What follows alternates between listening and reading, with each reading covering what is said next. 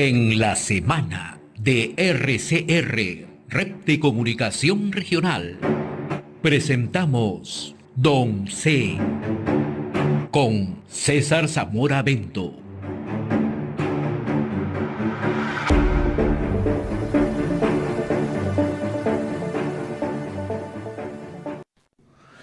Bien, le damos la cordial bienvenida a César Zamora Bento en nuestra secuencia 12. Qué gusto saludarte, César. ¿Cómo estás? Muy amable como siempre.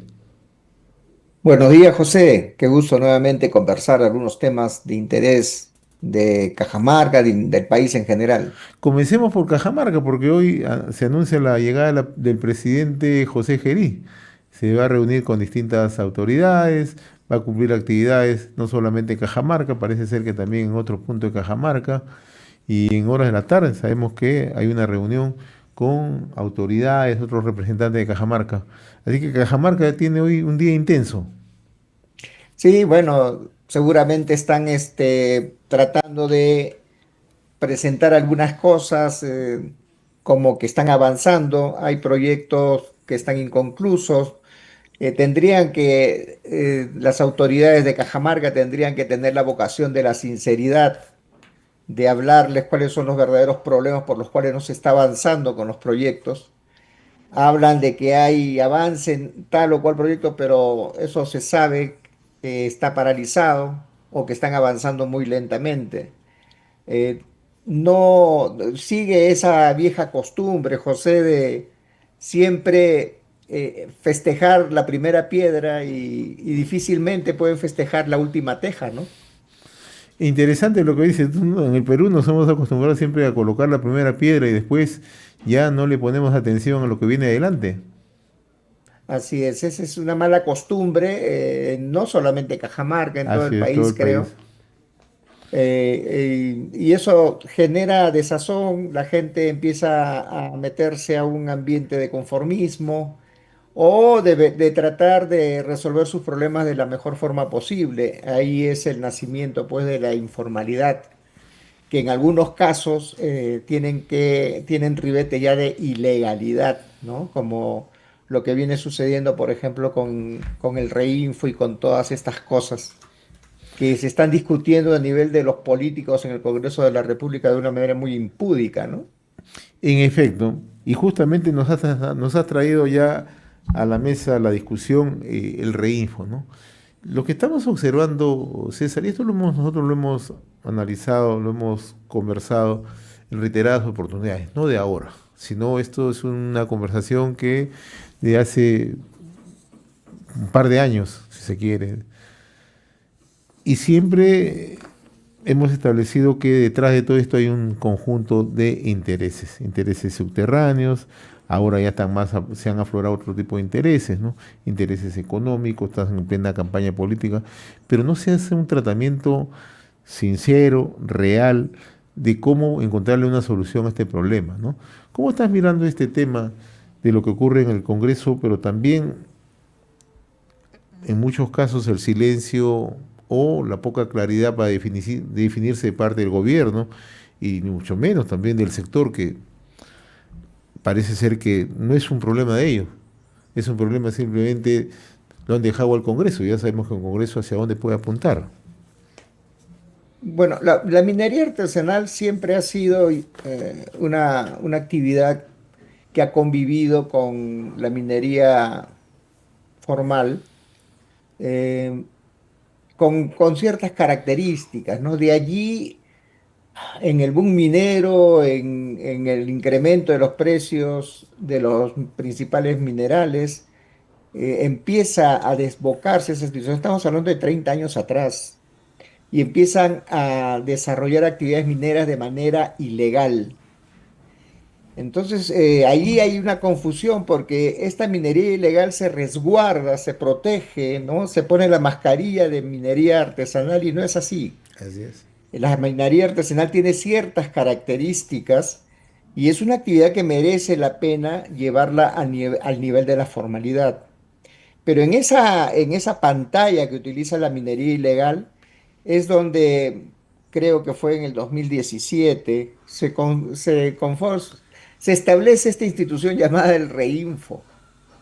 Y el Reinfo, pues prácticamente llamada en su origen a resolver esa minería ilegal, ¿no? Esa minería nociva, esa minería que trataba, que trae como consecuencia trata de personas, narcotráfico, sicariato. Esa minería empieza a resguardarse también, la minería ilegal empieza a resguardarse bajo el Reinfo. O sea, el Reinfo yo me inscribo y sigo trabajando mientras arreglo mis papeles que nunca los arregla. Entonces, es tan clara la situación y habiendo pasado casi 8 años ya desde que esta institución del Reinfo empieza a abrirse y le dan plazos y los plazos se postergan y los plazos se amplían y los plazos se van para acá. Y es ahí donde el Reinfo es una institución creada por los políticos, ¿no? Para ver qué cosas les toca, porque no resuelven el problema de la minería ilegal. La mantienen el problema de la minería ilegal. Nuevamente te digo, José, escudándose en algo que es sensato, una minería artesanal.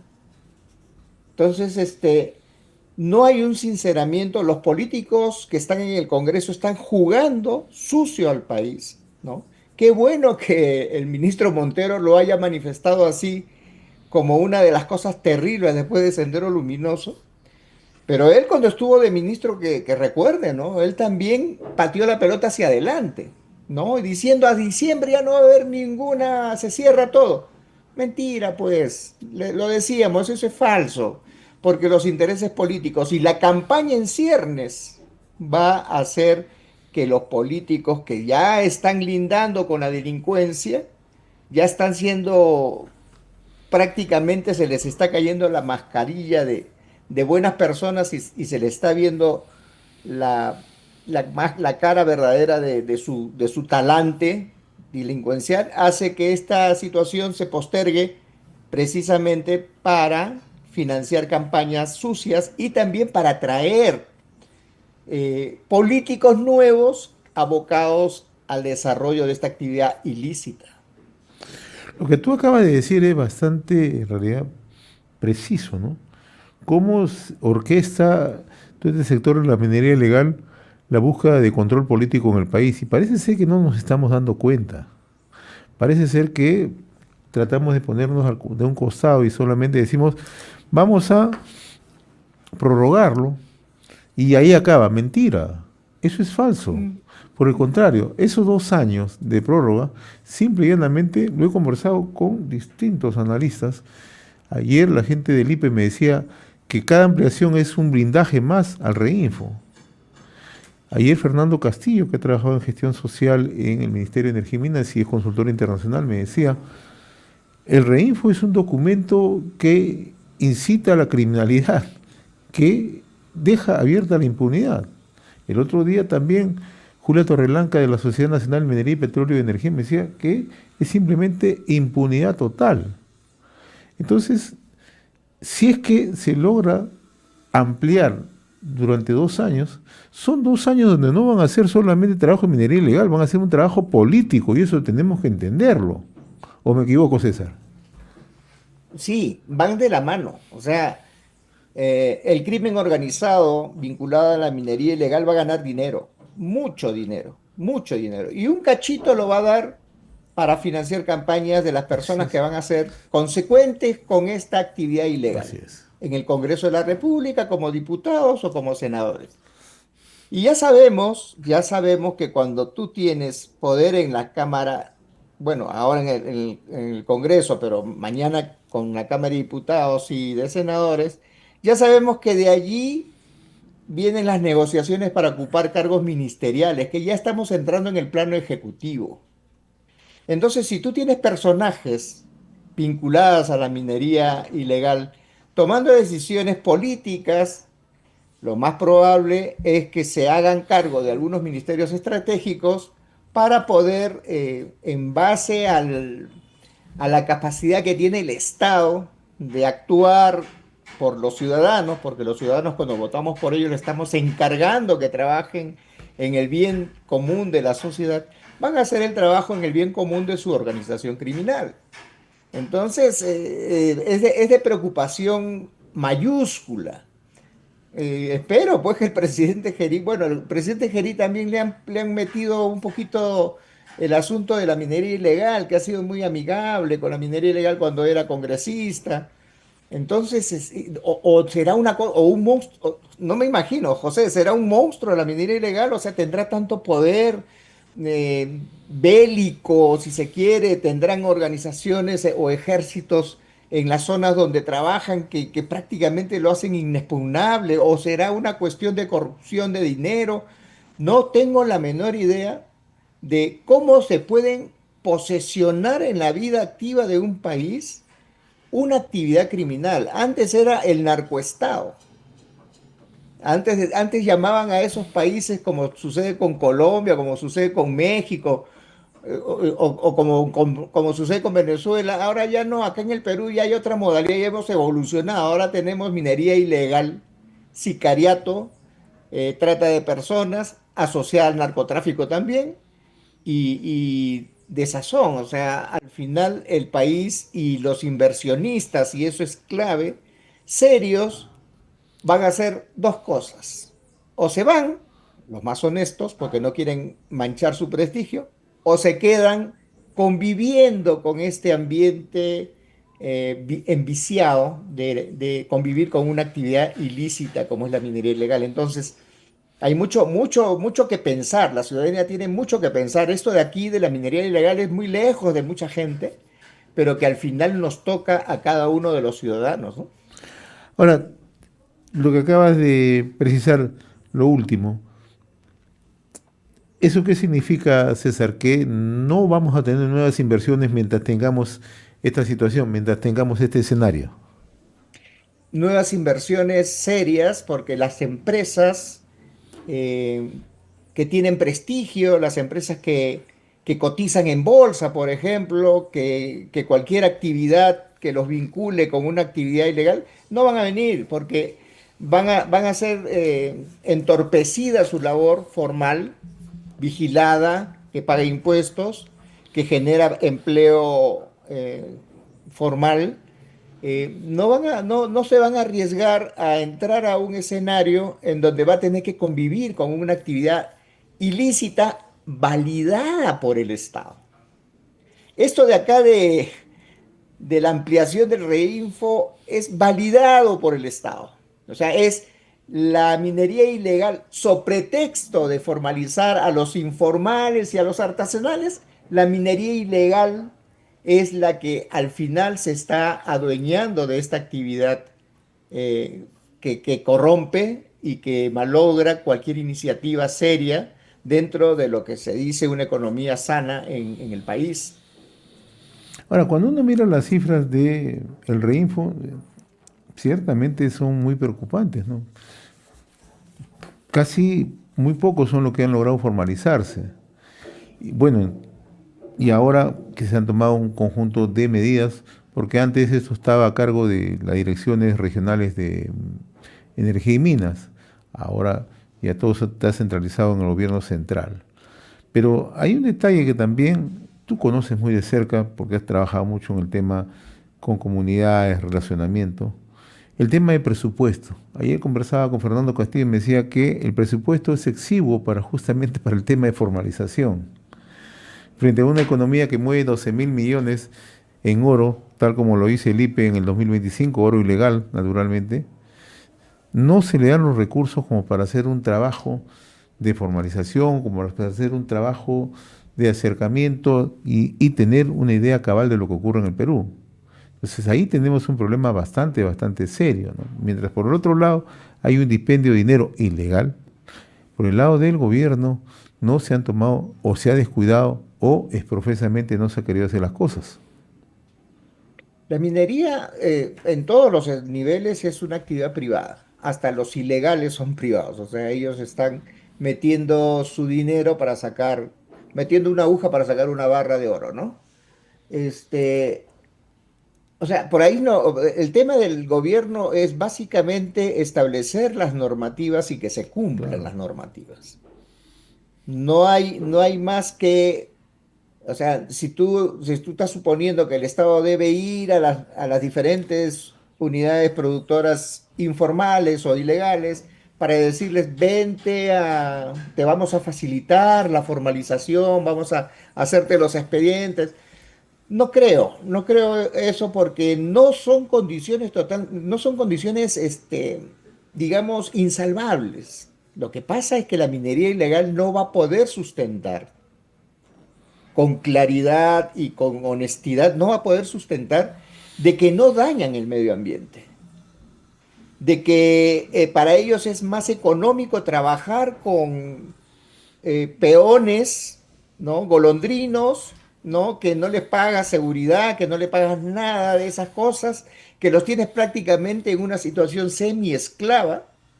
O sea, la minería ilegal jamás, así se la pongas así como con coquito, ¿no? Para que se formalice, así lo lleves de la mano y le digas, oye, firma este papel que te compromete. No lo van a hacer. No lo van a hacer porque no les va a convenir. El negocio de la minería ilegal es precisamente romper las leyes y las obligaciones que tiene con el Estado. Y básicamente es medio ambiente y trabajo formal. Ellos no van a poder cumplir con eso. Aparte de la tributación por cada unidad producida, no, no lo van a hacer. La minería ilegal supervive y sus pingües ganancias obedecen precisamente a la ilegalidad. La informalidad puede entrar a ese campo, pero de esos, no me acuerdo, creo que eran 14.000 inscritos.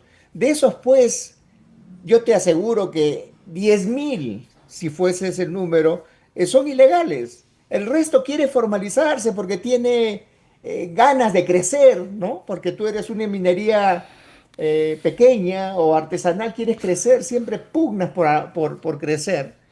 Ellos no van a tener ningún problema. El problema es los otros, los que se escudan en esta iniciativa, en esta preocupación que tienen un pequeño grupo de mineros que están en la condición de informales y artesanales. Ese de ahí, por ahí, pues, puede funcionar un trabajo como el que mencionas. Pero para los delincuentes, puedes hacer lo que tú quieras y ellos no van a salir de esa condición porque es una zona de confort, es una zona donde ganan dinero y es una zona donde, estando escondidos, se preocupan por tener influencia política positiva para ellos. Ahora, el tema medioambiental, porque estamos mirando el sentido de ilegalidad de esta actividad, pero el tema medioambiental, ¿cuánto daño le causa al país la minería ilegal, César? Tú conoces el tema de Cajamarca. O sea, y parece que ese es un tema que no se aborda con mucha precisión, porque estamos tratando de simplemente tratar de erradicarlos, pero no estamos mirando todo el daño ambiental, todo el daño social que están ocasionando, y es múltiple, es cuantioso. En el tema simplemente de pasivos ambientales nos van a dejar, y el otro día lo escuchaba, no sé si esa cifra será la que mencionó Rómulo Mucho, 25.000 millones de dólares en pasivos en este momento producto de la minería ilegal. Es bien aventurero sacar una cifra, José, por cuanto la institución, la UEFA, por ejemplo, llamada a hacer este tipo de trabajo, no lo hace. O sea, no se va a los puntos a hacer, por ejemplo, prospección de daños en los ríos, en el suelo, en la flora, en la fauna, en la parte social, ¿no? El daño social que puede ocasionar. Este, o sea, no hay un estudio que magnifique eso, que lo dimensione eso. Yo entiendo que es inmenso. Si estamos hablando de 10.000 mineros ilegales que están fuera de toda norma, yo me imagino pues una destrucción medioambiental en esos campos. Agua, suelo, flora, fauna y sociedades, personas, gente que prácticamente trabajan bajo un régimen semiesclavo. Y por último, si es que tú sientes inconformidad, hasta te desaparecen y no pasa absolutamente nada. El crimen está a la orden del día. No sabemos cuántos muertos hay a través de estas minerías ilegales. Entonces, El asunto es que no hay una entidad, y el Estado debería hacerlo, que dimensione el problema para decirle a la población, miren, esto es lo que significa la minería ilegal. Tenemos que tomar acciones y generar conciencia ciudadana y también responsabilidad de las instituciones encargadas de poner coto a estas actividades. Pero yo no veo eso. Yo veo grandes discusiones en el Congreso de la República, sacando normas, aprobando proyectos que precisamente van en contra. Y lamentablemente la ciudadanía no tiene conciencia porque no tiene datos, no tiene información seria. Hay estimaciones, como lo ha hecho Rómulo mucho, pero o sea, es un número, no es la magnitud del problema, no es el hecho de decir, oye, estos territorios están devastados, esta flora, esta fauna, esta comunidad de hombres se está devastando, se está corrompiendo. O sea, como mucho nos preocupamos, y ese es un problema de los científicos y de los economistas también, que todo le queremos poner número, cuando los números no te dicen nada, es muy frío. Lo que tienes que ver es cómo cuantificas el drama que se vive. Y eso de allí, te lo vuelvo a repetir, lamentablemente nadie se preocupa de hacerlo. Solamente queremos ponerle un número a la cosa y ese no es el verdadero problema, porque eso no genera sensibilidad en la comunidad, en la sociedad. No, y el caso, por ejemplo, de Cajamarca, que tú lo conoces mejor que yo, zonas como Chubut, como Tingo, Sinchao, ¿no? O si vamos un poco más allá en Cajabamba, si vamos a Chota, si vamos un poco, el mismo Cajamarca, cercano a Michiquillay, y hay centenares y centenares de mineros ilegales que incluso ya están ingresando a zonas privadas, ¿no? Y eso es lo más peligroso. Eso es un tema Eh, que si no se logra atender, puse el tema de Cajamarca, pero puedo poner otros ejemplos, lo que está ocurriendo en el corredor minero del sur, cerca a Las Bambas, ¿no? Donde también hay fuerte presencia de minería ilegal, Arequipa, ¿no? Entonces, parece ser que vemos cómo avanza el problema, pero hay una inercia total, ¿no? Y como tú bien lo puntualizas, es que pensamos que todo se maneja en función a las decisiones que pueda tomar el gobierno. Pero es un gobierno que sobre este tema yo no lo veo actuar ciertamente. ¿Qué piensas tú? no, es muy pasivo el anterior, y desde que empezaron a convivir, antes del reinfo inclusive había una mirada al costado, sabían el problema, se decía a través de las unidades mineras que trabajan, yo he tenido una experiencia que se hablaba de estas acciones acá en Cajamarca, y no escuchaban, sencillamente dejaban que pase, que todo era una cuestión de movimientos sociales, de relaciones comunitarias. No, estaban avanzando, estaban haciendo cosas que estaban fuera, como mencionas, dentro de zonas concesionadas.